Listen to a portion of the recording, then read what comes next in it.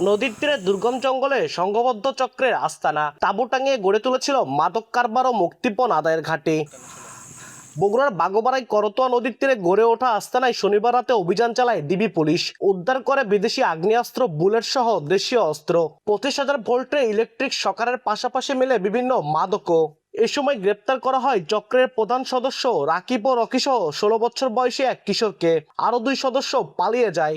2-2.5 মাস হবে। একটা ভালো একটা সুযোগ দিয়েন, চালান করে দেন যাতে আমি আমার ভুলটা বুঝতে পারি। পুলিশের দাবি, মাদক কেনাবেচা, অপহরণ, নির্যাতন করে মুক্তিপণ আদায় ও হানি ট্র্যাপ সহ নানা অপরাধমূলক কর্মকাণ্ড চালিয়ে আসছিল চক্রটি। তারা মূলত এখানে যেহেতু লোকালয় থেকে একটু দূরে এবং জঙ্গলের ভিতরে, যার কারণে তারা এখানে থেকে খুব নির্বিঘ্নে এখানে মাদক বিক্রি করত। 3 জনকে আমরা হাতে নাতে স্পট থেকে গ্রেপ্তার করতে পেরেছি। চক্রের প্রধান রকির বিরুদ্ধে একাধিক এবং রাকিবের বিরুদ্ধে মাদক অস্ত্র সহ 7টি মামলা রয়েছে। আব্দুল আউয়াল, সময় সংবাদ, বগুড়া।